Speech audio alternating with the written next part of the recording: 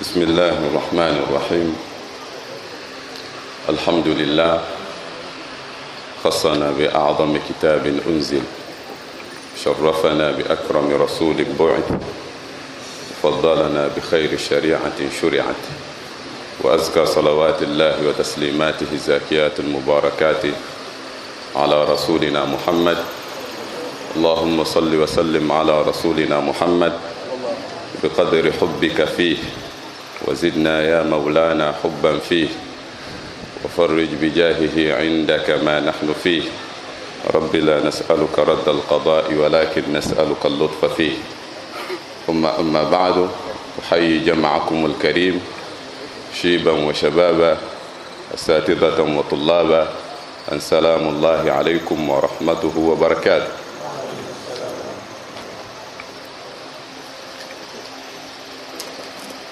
Kwa kweli tuna kila sababu ya kumshukuru Allah subhanahu wa ta'ala kwa neema zake mbalimbali ambazo tunaendelea kuneemeka nazo. Kubwa katika hizo neema hii ya uhai. Na mwanadamu huwa anachukulia kawaida ama anachukulia poa kwa lugha ya kitaani hii fursa ambayo Allah subhanahu wa ta'ala kila siku anampatia, na anafurahia siku kumalizika. Wakati kitendo cha siku kumalizika ndio anamalizika yeye. Yasurru al-insana ma dhahaba al-layali wa kana dhahabuhunna lahu dhahaba. Kinachomfurahisha mwanadamu ni kitendo cha haya masiku kumalizika. Wakati masiku yakimalizika anakuwa amemalizika yeye.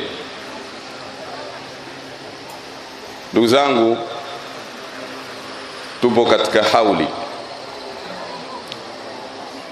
Tumezoea kusema hauli, lakini hii inaitwa haulia. Inaitwa nini? Haulia. Hauli maana yake mwaka. Maana yake nini? Mwaka. Tuite hivyo hivyo haulia. Na haulia raha yake ama inavyotakiwa iwekee idhafa. Uiwekee nini? Sema haulia sheikh. Haulia ya sheikh, haulia tu sheikh, haulia kadha, haulia kadha. Kwa sababu ukisema haulia peke yake watu wa lugha wana maana yao katika hiyo haulia. Watu wa fani ya adab, ukisema haulia maana yake ni yale mashairi ambayo wataalamu wa lugha ama wale malenga wanakaa mwaka mzima wanayapembua, baada ya mwaka ndo wanafanya nini? Wanayatoa. Wale wanaitwa shairul hauliyat, wanaitwa shairu al-hauliyat. Ukienda katika historia, haulia ni vile vitabu ambavyo matukio yanapangwa katika utaratibu wa mwaka.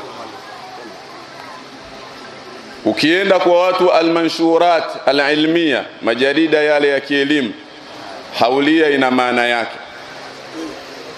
Kwa sisi watu wa tasawuf, haulia ni vizuri uiwekee nini? Idhafa. Sema haulia tu sheikh. Tumeelewana? Sababu hii inaelekeza maana ya takhsis. Inaelekeza maana nini? Ya takhsis. Inatoka katika maana zote, inakuja katika ile maana iliyokusudiwa.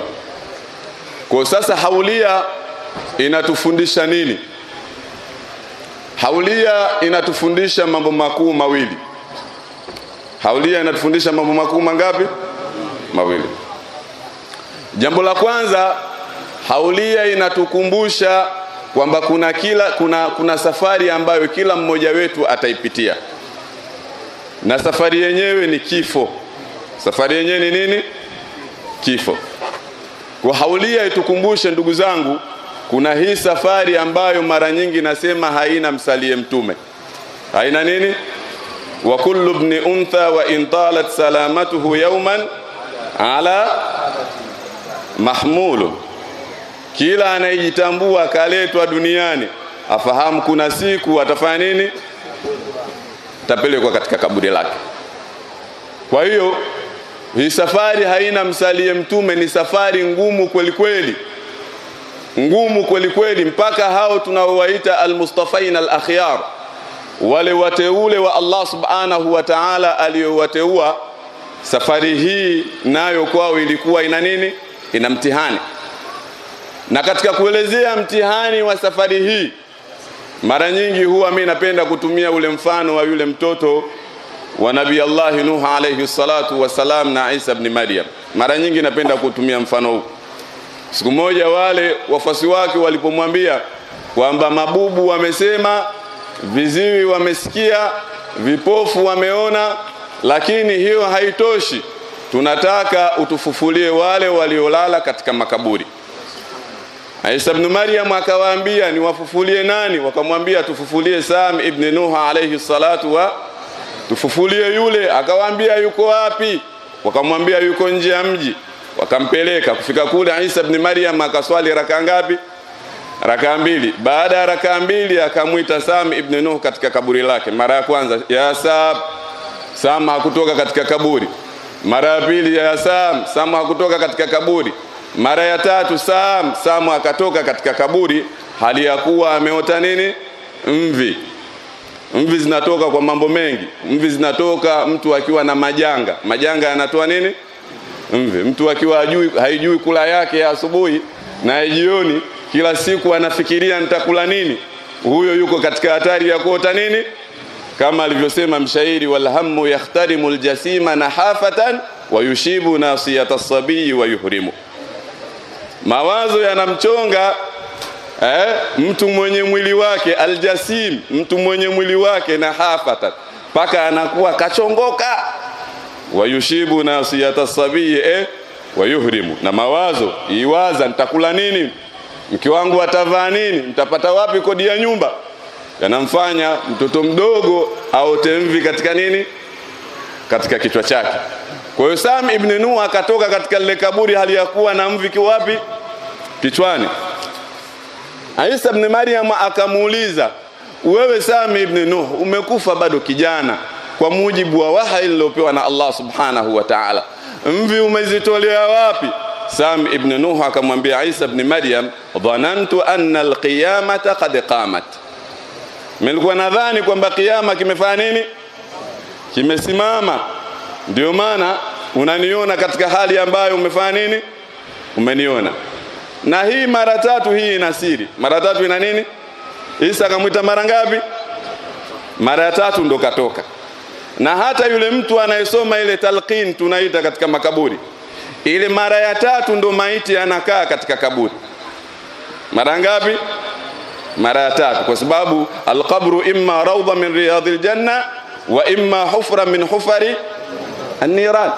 Mara ya kwanza, mara ya pili, mara ya tatu, yule maiti anamuombea dua yule msoma talqini, anamwambia rahimakallahu kama rahimtani, Allah subhanahu wa ta'ala akuhurumie kama ulivyonionea huruma kwa kukaa katika hili kaburi na kuniombea dua. Kwa hiyo mara tatu ina nini? Ina siri yake. Isa ibn Maryam akamwambia, haya wathibitishie hawa ambao hawanikubali, wathibitishie kwamba mimi ni mtume wa Allah subhanahu wa ta'ala. Sam ibn Nuh akawaambia wale wafuasi wa Isa ibn Maryam, muaminini huyu ni mtume wa Allah subhanahu wa ta'ala. Baada ya wao kumwamini Isa ibn Maryam, Isa akampa khiari mtoto wa Nuh alayhi salatu wasalam kwamba imma ni muombe Allah subhanahu wa ta'ala akupe nafasi ya wewe kuendelea kuishi katika maisha ya dunia, na imma ni muombe akurejeshe katika kaburi lako. Sam ibn Nuh akamwambia Isa ibn Maryam, mimi sioni haja ya kuendelea katika nini? Katika haya maisha ya dunia.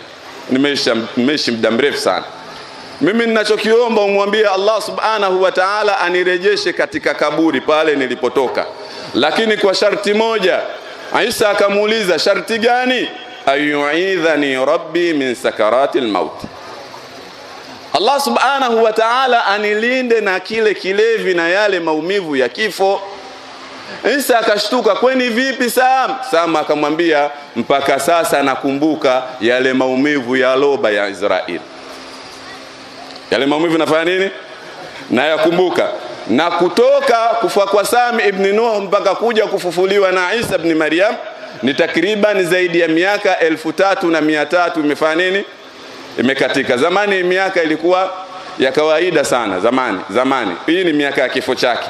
Lakini zamani kuishi miaka 3000 ilikuwa kitu cha, kwa mfano kuna yule mtu anaitwa Awaj ibn Inaq. Awaj ibn aliishi zaidi ya miaka 3333 na siku mbili.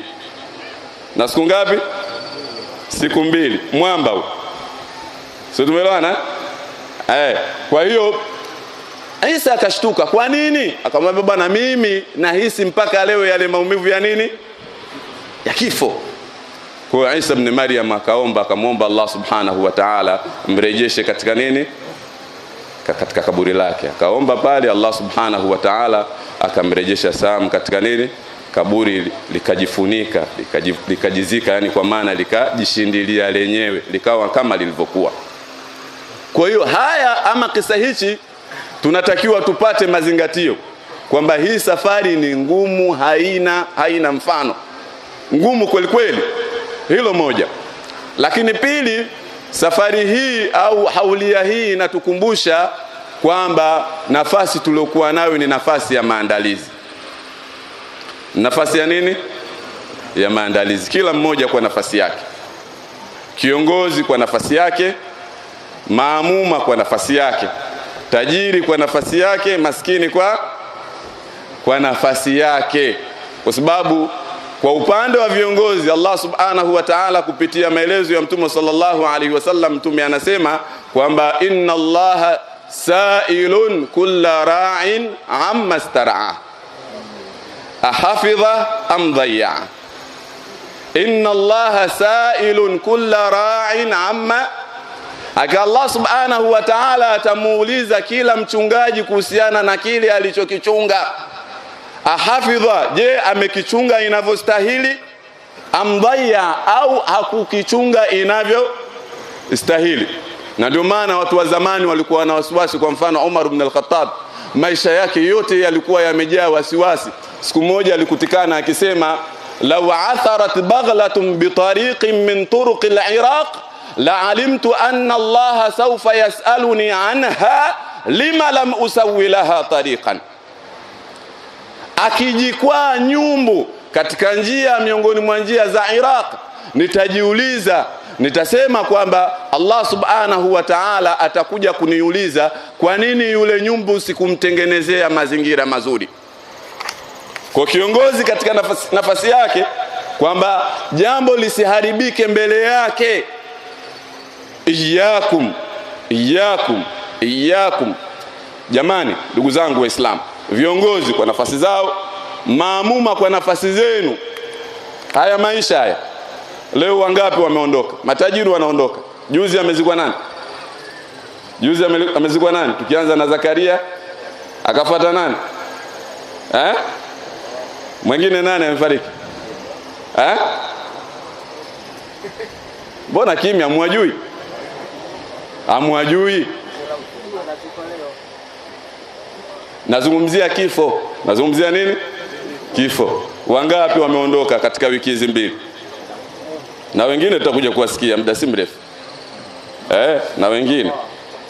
Na wengine tutakuja kuwasikia muda si mrefu. Kwa hiyo ndugu zangu, hatuna namna, na opportunity never come twice. Al-fursatu la tatakarrar. Fursa huwa haijerejei mara ngapi?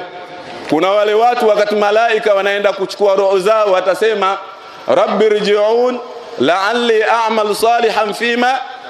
Mwenyezi Mungu atasemaje? Kalla innaha kalimatun huwa qailuha. Nye malaika ashaneni naye mwenda azimu huyo ajielewi. Hayo maneno tukimpa fursa nyingine ataenda kuzini duniani huyo. Kalla, achaneni naye huyo. Innaha kalimatun huwa qailuha. Ndugu zangu, wenye tabia ya uongo tuache nini? Uongo. Wenye tabia ya kupiga watu mizinga na pesa tunazo, tuache hiyo tabia. Kwa sababu mizinga ni kuomba moto wa Jahannam. Unapompiga mtu mzinga unamuomba Mwenyezi Mungu moto wa Jahannam. Mtume anasemaje katika ile hadithi? Anasemaje? Man sa'ala an-nasa amwalahum takathura fa innama yas'alu jamra falyastaqil au liyastakthir. Anayewaomba watu pesa anazo, huyo anamuomba Allah subhanahu wa ta'ala moto wa jahannam. Achague kumuomba Allah subhanahu wa ta'ala moto mwingi au kumuomba Allah subhanahu wa ta'ala moto mchache. Achague yeye tu. Kwa tuache kupiga nini? Mizinga, tuache uongo, tuache fitna. Tuache nini? Fitna, tuache hasadi katika ngazi ya maamuma na ngazi ya viongozi. Tuache hasad. Hasad ni kitu kibaya sana. Kibaya, innal hasada ya'kulu alhasanati kama ta'kulu an-naru na hili ndio gonjwa kubwa ambalo limetamalaki katika jamii yetu, hasa jamii ya Dar es Salaam. Hasad, roho mbaya, fitna, chuki. Kwa hiyo kuelekea katika hii safari ngumu, naona mapacha ananitazama, katika hii safari ngumu tuache haya yote. Yauma la yanfa'u malun wala banun illa man ata Allah biqalbin salim. Kwanza moyo. Sisi leo tunavaa vizuri, tunapendeza, lakini mioyo yetu michafu. Wallahi michafu, hakuna mapenzi. Mapenzi ya uongo kabisa. Uongo mtupu. Hata salamu tunasalimiana. Sheikh Walid alizungumza siku zile wapi? Kafu pale Mwananyamala. Mtu anakupa mkono, anaubusu kabisa mkono wako. Lakini anakumaliza. Anakumaliza wewe. Tiani shaka.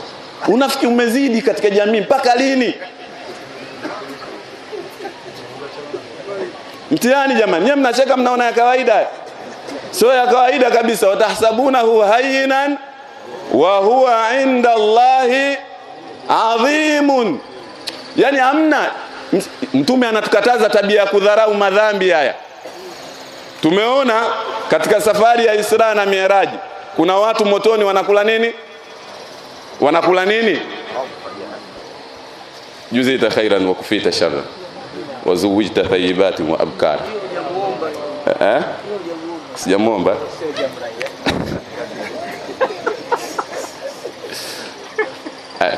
Tumeelewana jamani? Kwa hiyo ndugu zangu, nawaomba wallahi, wa kulluhum atihi yawma alqiyamati farda. Peponi huendi na Sheikh Walidi, huendi na Sheikh Mziwanda, huendi na Sheikh Jongo. Wa kulluhum atihi yawma alqiyamati fardan. Nini yo Sheikh Mziwanda? Fardan. Fardan. Hali ya kuwa nani? Huko peke yako. Sheikh Mziwanda anatumia kimombo alone. Kiingereza, uko peke yako. Sasa haya maneno tunayozungumza kila siku, inna lillahi wa inna ilaihi, haya wena maana. Sio tukisikia mtu kafa qalu inna lillahi wa inna ilaihi raji'un. Siku moja mtu mmoja alikuwa anatafsiri maana ya inna lillahi wa inna. Man alima annahu lillahi rabba, annahu lillahi abda, au annahu lillahi abdun wa annahu ilaihi raji'un فليعلم أنه مسؤول ومن علم أنه مسؤول فليعلم أنه موقوف فليعد للسؤال جواب. Tukaandae majibu kwa Mwenyezi Mungu. Mwenyezi Mungu sio kama mimi, unaweza ukaja ukanificha ficha nikakuelewa. Mwenyezi Mungu hakuna, la takhfa alaihi, hakuna kinachofichikana kwa Allah subhanahu wa ta'ala. In tubdu ma fi sudurikum au tukhfuhu ya'lamuhu Allah wa ya'lamu ma fi samawati wal ard. Nye jamani, mimi nikizungumza mara nyingi watu wananiona kama nina jazba, lakini hizi tabia za dini kuwa kama vile ni ashkal, sio jawahir. Yani dini yetu imekuwa dini ya nini? Ya ashkali, sio nini? Jawahir. Haya, leo kila siku tunaambiwa na viongozi wetu. Sheikh Walidi katuambia, mufti katuachia zawadi, jitambue, badilika, acha nini? Waislamu si tunajitambua? Waislamu tunajitambua? Tunajitambua? Tunajitambua? Tumeacha mazoea? Jamani, tumuogope Allah subhanahu wa ta'ala. Niseme kwa haya machache, ja'alana Allahu mimman tazakka wa dhakara isma rabbih fa salla wa lam yu'thir al-hayata ad-dunya 'ala al-akhirati allati hiya khairun wa abqa. Wassalamu alaykum wa rahmatullahi wa barakatuh. Wa alaykum assalam wa rahmatullahi wa barakatuh.